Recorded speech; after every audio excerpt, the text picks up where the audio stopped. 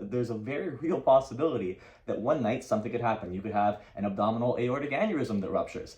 And if the specialists aren't here, then who is going to see you? What are you going to do in that case when everyone's left and went somewhere else and no one wants to get into that field because they're just worried about not being able to retire afterwards, or because the United States has stolen them instead and they're making way more money down there? So the government of Canada has recently unveiled a proposed new financial plan that would serve to increase capital gains taxes. And in response, the doctors are now saying that this will only worsen the growing doctor shortage and will hurt all Canadians. The government then responded that this isn't the case. The doctors have been very vocal, both in writing and on camera, that this is the case, and the public has weighed in on it as well. I think what I want to do today is try and find some common ground. I am not an accountant. I am not a big financial person. I am a family doctor, a new family doctor that's going to be setting up my practice here in Ontario. And I just want to give you guys the facts. How's it going, everyone? Welcome back to the channel. My name is Gianluca, aka Dr. Calcagno. I am a new family doctor, will be starting in July, taking a full roster, going to be working full-time, and in addition, also interested in doing some rural emerge work as well. We'll get into that, and if you come back next week on the channel, I'll have a video talking about that in a little bit more detail. I am definitely someone that in the next year will be working a lot. I did all of my training in Canada, did my undergrad in Canada, medical school in Canada, my residency in Canada. This is an area that I am very passionate about, and part of my focus here on the channel has tried to been to get people interested in getting into family medicine here in Canada. This is becoming very, very hard to do. Now, for those of you that do not want to stick around for the entire video, that's fine. I'll start off, I'll just give you my one-liner as to what this video is going over. It is my thesis that disincentivizing people from working hard in the medical field here in Canada, qualified professionals that have been in school for at least 10 years, hurts everyone. Now, if you want an in-depth video going over the changes with this proposed new plan, I will link to this video right here. It's by a content creator called Plain Bagel. I love this channel. I think he does a great job of breaking down complex financial information for things that anyone could understand, even people that didn't train classically in that field. But what I will say is that the background information that you need to know is that many doctors, especially family medicine doctors that operate their own clinic, pay their own overhead, will incorporate their income in order to plan for retirement. Because many doctors, most doctors, don't get a regular pension. Instead, what you do is that year after year, you invest some of your income into your medical corporation so that later when you're 70 or 80 years old and hopefully you're not working anymore, you could start pulling from those investments in order to cover the cost of all of your expenses. So now let's go over why punishing doctors for working harder and doing jobs that most people don't really want to do is a bad idea. Starting off with the doctor shortage, I've talked about this at length in the past. I'll actually link to a video that goes over everything about it. But what you need to know right now is that depending on where you live, trying to find a family doctor is almost impossible. I will be going into an area, setting up my practice where even if I took on a full roster, 2,000 plus patients, I am barely making a dent in the amount of people that get access to medical care in my area. That's if I'm doing 5 days a week, 10 hours a day, plus after hours clinic as well. The fact of the matter is one person could only do so much, and that's just in one area. When you look at this across the country though, there are millions of Canadians without access to a regular family doctor. Now, on top of that, the shortage is not just seen in family medicine. If any of you, unfortunately, have had to go to the emergency department in Canada recently, depending on where you are, wait times regularly exceed 5 hours, and in some cases exceed 9 or 10 hours, depending on the night and what's going on. Then on top of that, even if you do have a family doctor, I don't know if anyone has experience waiting for specialist referral these days, but I'll say, as has been my experience so far, trying to get one of my patients to be seen by a neurologist, by a gynecologist, we're talking months wait time. Greater than 6 months in some cases, and depending on what you need to be seen for, sometimes greater than 12 months before you actually are able to see a specialist. Now, the doctor crisis is something that we've known about for decades now, and it's really interesting to me to know that looking at what the government's doing and the way society is moving,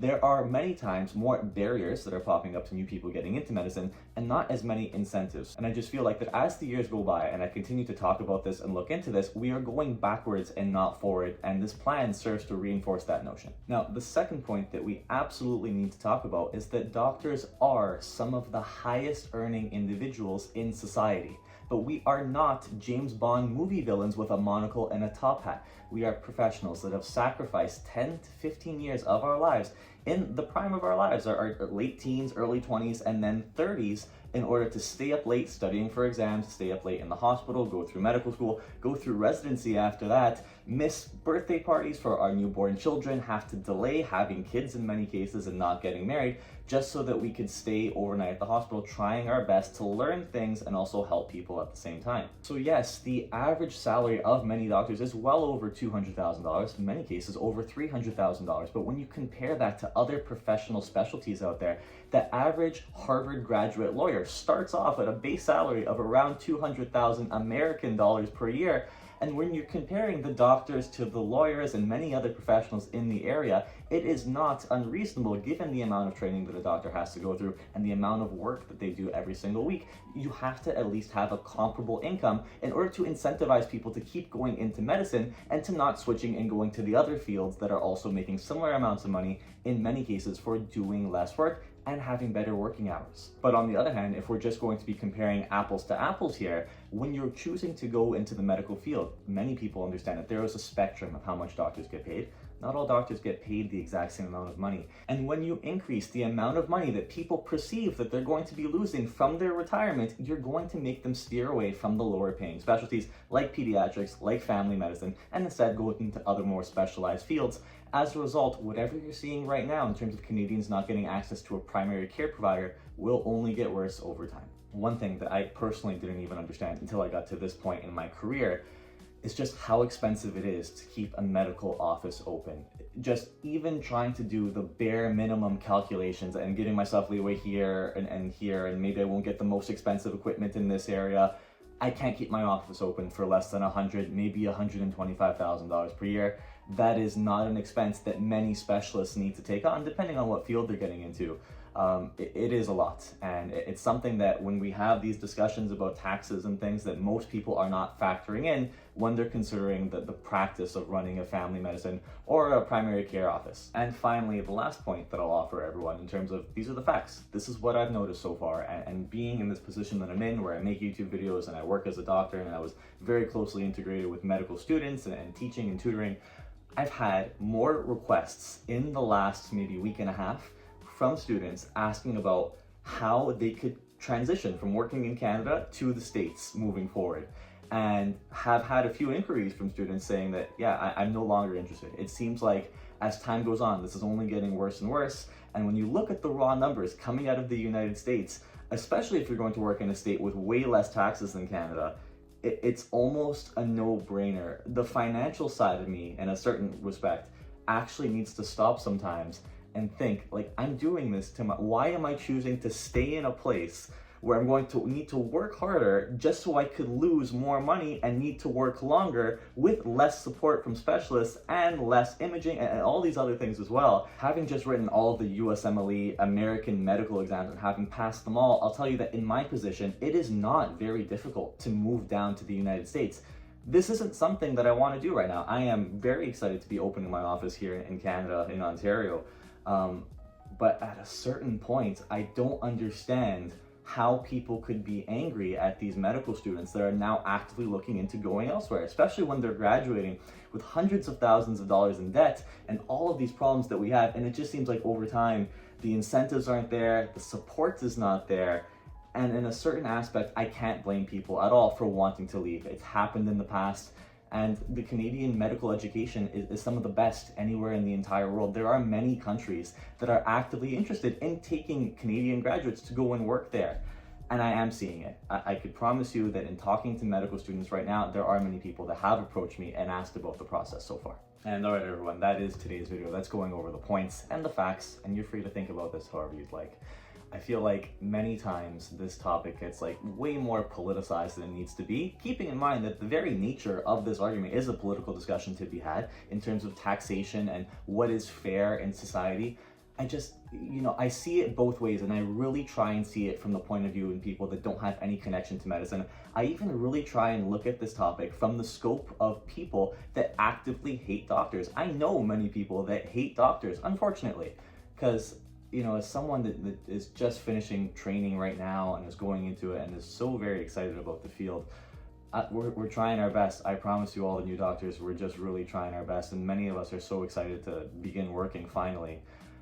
One thing that I'll say to those of you that can't see it maybe from my perspective right now is that even if you don't see the value of a family doctor, okay, fine. we totally disagree about that. There's nothing that I could really say that's going to get you on board to that. And I think that part of that, if I'm just going to ramble a little bit, is that maybe you just haven't found the right family doctor for you. If there were more people, though, interested in family medicine, you might have some more flexibility and find the right doctor that would be able to work with you. It could just be a difference of opinion, and that's fine sometimes between yourself and your current family doctor.